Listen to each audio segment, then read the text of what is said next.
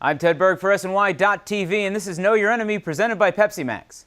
The Mets head to Milwaukee for the weekend to face a hot Brewers team that has found itself back in the mix for a playoff spot. Joining us to talk about them is Kyle Lobner from BrewCrewBall.com. Kyle, how are you?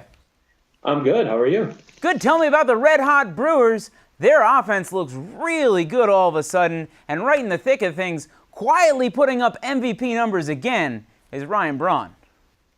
Yeah, I think the Brewers deserve a lot of credit. As of August 15th, this is a team that was 12 games below 500. They're now a game above. And they've gone from being, and also ran in the conversation, a team that was a seller at the trade deadline to a team that now is in the heat of the race for the last wild card spot. Lately, the offense has been playing really well during this streak where they're 13 games over 500. They're averaging 5.8 runs a game. The bullpen has gotten better, and all of a sudden, this looks like a team that could compete this year and certainly will be right back in the hunt next year. Outside of Braun, where's the production coming from? Aramis Ramirez has been red hot lately. He's a guy who really got off to a rough start, but he's hitting much better in August and now in September, and has really put himself on the map and maybe made himself a fringe MVP candidate this year. Ricky Weeks is another guy who really struggled to start the season, was hitting in the 150s all the way into June, and has 6 home runs already in September and has been powering the offense down the stretch here. So really it's coming from all over the place, but Ramirez and Weeks are giving the Brewers a lot closer to what they hoped for. You mentioned that they were sellers at the trade deadline, and we're going to talk about the starting pitchers in this series in a minute, but every team in baseball could use a guy like Zack Greinke, and I bet the Brewers I know they got a great package of players for him, got to kind of miss him right now. Oh, that's absolutely true. I think having Greinke in the rotation would solve some problems for this team right now.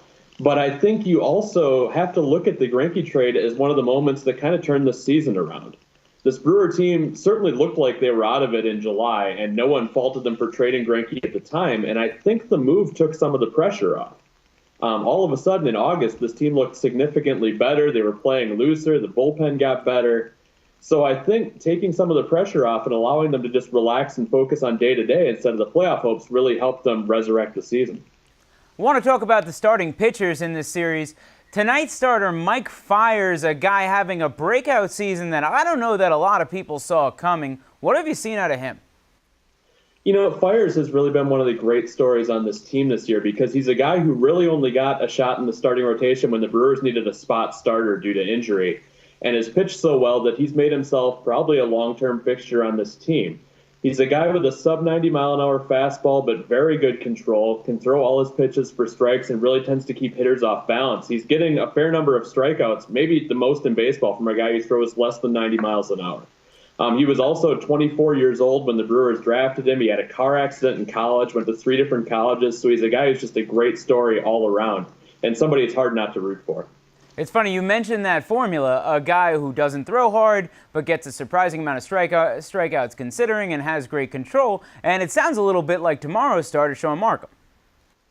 Yeah, Markham has been a guy who's kind of fit a similar profile over the course of his career. Unfortunately, injuries have derailed him a little bit this year, and his pinpoint control isn't as good as it had been. And we're starting to see what happens when you throw 86 miles an hour and you don't have very good control over it. Markham has really struggled since coming off the DL, and right now he is the weak link in the Brewer rotation. And then Sunday's starter is a guy we haven't seen yet, Willie Peralta. He's been okay in the majors, but really struggled at AAA. How much of that do you think is his limitations, and how much of that is the Pacific Coast League? Well, Peralta was the Brewers' #1 prospect coming into the season. He's a very good starting pitcher, but he got off to a very rough start in AAA this year. Had a bunch of rough outings in April and May, a real short stint with the Brewers where he made 1 relief appearance. And the second half of his season was really night and day difference. He's a guy who has a little bit of a control issue, but his stuff is very good. He was very good his last time out, and he really has an opportunity to cement himself as a player in this rotation long-term with a few good starts down the stretch. Kyle, thanks so much. Thank you. Remember, for all the latest Mets coverage, be sure to check in at MetsBlog.com, TedQuarters.net, and SNY.TV.